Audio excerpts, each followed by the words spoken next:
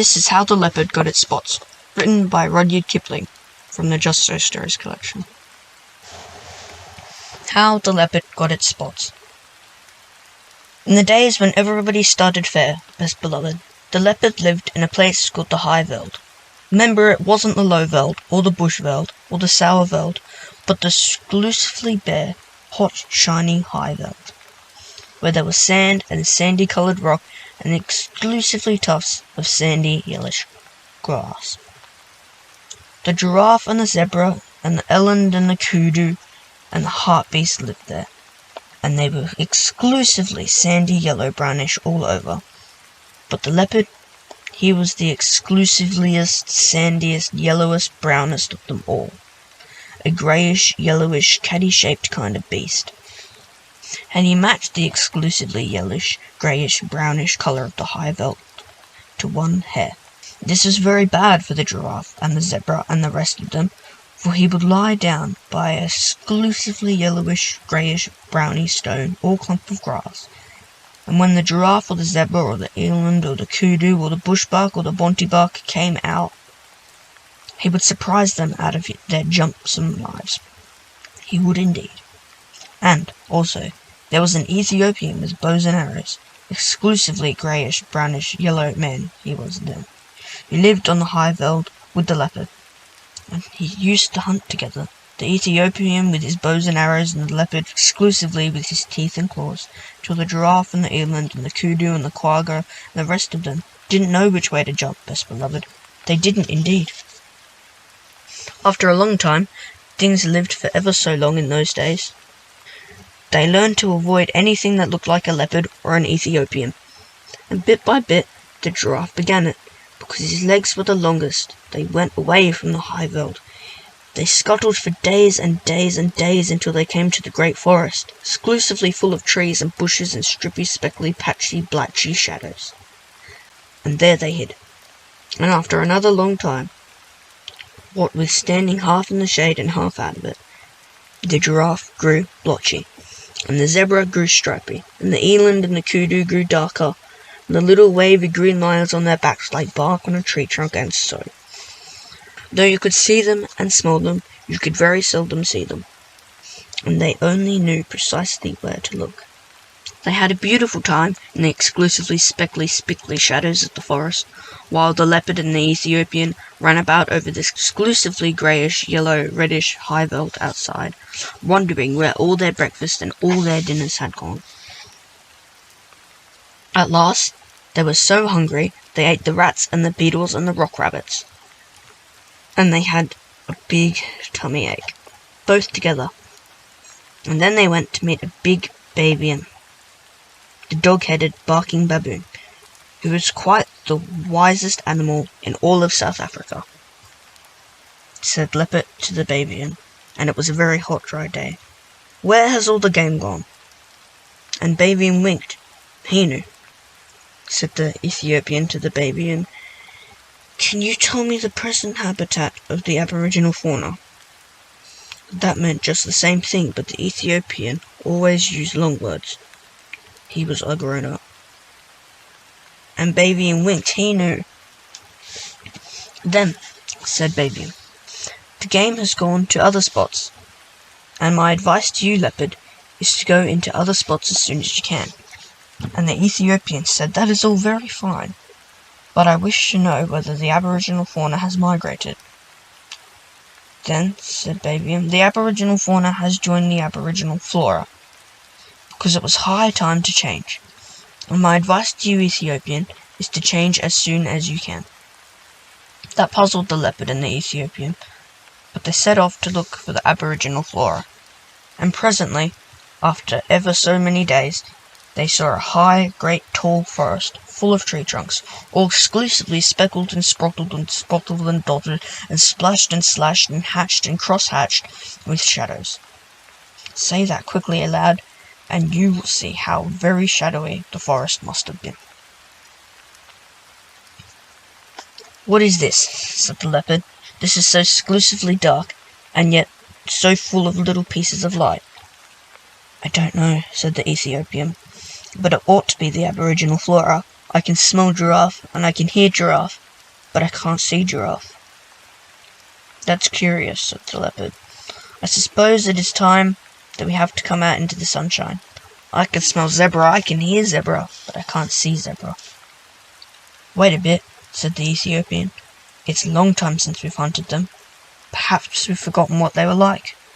"Fiddle," said the leopard. "I remember them perfectly on the high veld, especially their marrow bones. Giraffe is about 17 feet high, with exclusively fulvous golden yellow from head to heel, and zebra is about 4.5 feet high, and exclusively grey fawn colour from head to heel." Said the Ethiopian, looking into the speckly shadows of the aboriginal flora forest. "Then they ought to show up in this dark place like ripe bananas in a smokehouse." But they didn't. The leopard and the Ethiopian hunted all day, and though they could smell them and hear them, they never saw one of them. "For goodness sake," said the leopard at tea time, "let us wait until it gets dark. The daylight is a perfect hunting skin." So they waited till dark, and the leopard heard something breathing sniffly in the starlight that felt all stripy in the branches, and he jumped at the noise. It smelled like zebra, it felt like zebra, and when he knocked it down, it kicked like zebra. But he couldn't see it, so he said, "Be quiet, oh you person without any form.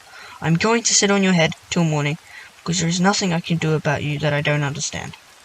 Presently he heard a grunt and a crash and a scramble, and the Ethiopian called out, "I've caught a thing that I can't see, and it smells like giraffe, and it kicks like giraffe, but it hasn't any form." "Don't you trust it?" said the leopard. "Sit on its head till the morning, same as me. They can't have any form, any of them." So they sat down hard till bright morning came, and the leopard said, "What have you at the end of your table, brother?" The Ethiopian scratched his head. It ought to be exclusively a rich fulvous orange tawny from head to heel, and it ought to be giraffe, but it's covered all over with chestnut blotches. What have you at the end of your table, brother?" The leopard scratched his head. "It ought to be exclusively a delicate greyish fawn, and it ought to be a zebra, but it's covered all over with black-purple stripes." "What in the world have you been doing with yourself, zebra? Don't you know that if you were on the high veld, I could see you 10 miles off? You haven't any form." "Yes," said the zebra, "but this isn't the high veld. Can't you see?" "I can now," said the leopard, "but I couldn't at all yesterday. How is it done?" "Let us up," said the zebra, "and we will show you." They let the zebra and the giraffe get up, and zebra moved away to some little thorn bushes, where the sunlight felt all stripy. The giraffe moved off to some tallish trees where the shadows felt all blotchy. "Now watch," said the zebra and the giraffe. "This is the way it's done. 1, 2, 3. And where's your breakfast?" The leopard stared, and Ethiopian stared, but all they could see was stripy shadows of blotched shadows in the forest, but never a sign of zebra and giraffe. They had just walked off and hidden themselves in the shadowy forest. Hi," said the Ethiopian. "That's a trick worth learning. Take a lesson by it, leopard. You could show up in this dark place like a bar of soap in a coal scuttle." "Ho," said the leopard. "Would it surprise you very much to know that you show up in this dark place like a mustard plaster on a sack of coals?" "Well, calling names won't catch dinner," said the Ethiopian. "The long and the little of it is that we don't match our backgrounds. I'm going to take the Babian's advice. He told me I ought to change, and as I've nothing to expect of my skin, I'm going to change that." "What to?" said the leopard, tremendously excited.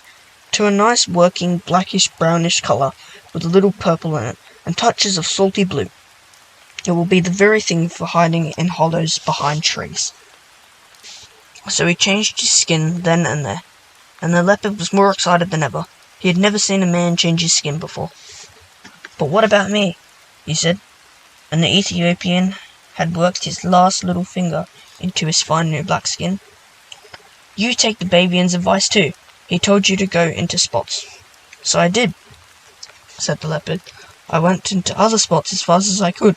I went to the same spot as you, and a lot of good it has done me." "Oh," said the Ethiopian. Bavian didn't mean spots in South Africa, he meant spots on your skin. What's the use of that, said the leopard. Think of giraffe, said the Ethiopian. Or if you prefer stripes, think of zebra. They find their spots and stripes give them the perfect satisfaction. Said the leopard. It wouldn't look like zebra. Not for ever so. Well, make up your mind, said the Ethiopian, because I'd hate going hunting with you, but I must insist on looking like a sunflower against the tar defence. I'll take spots then, said the leopard, but don't make 'em too vulgar big. I wouldn't look like giraffe. Not for ever so. I'll make 'em with the tips of my fingers, said the Ethiopian. There's plenty of black left on my skin still. Stand over. Then the Ethiopian put his 5 fingers close together. There was plenty of black left on his new skin still, and pressed them all over the leopard. And wherever the 5 fingers touched, they left 5 little black marks, and all close together. You can see them on any leopard skin as you like, best beloved. Sometimes the fingers slipped and the marks got a little blurred, but if you look...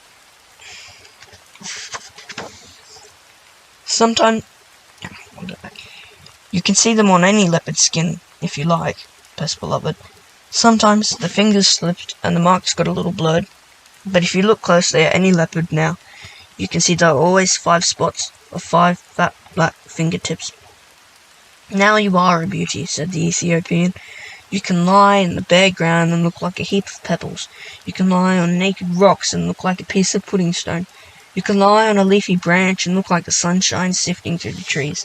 And you can lie right across the centre of a path and look like nothing in particular. Think of that and purr.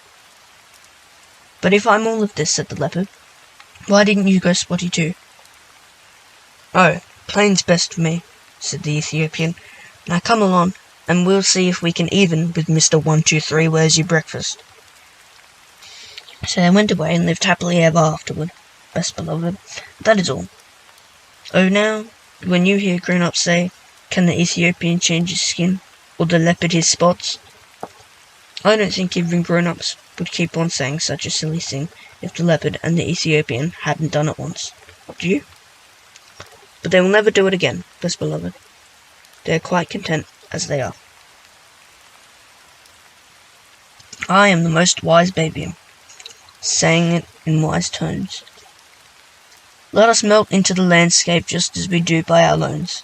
People have come in a carriage calling, but Mummy is there. Yes, I can go if you take me, Nurse says. She don't care. Let's go up to the pigsties and sit on the farmyard rails. Let's say things to bunnies and watch 'em skitter their tails. Let's anything, Daddy, so long as it's you and me. And going truly exploring, and not being in till tea.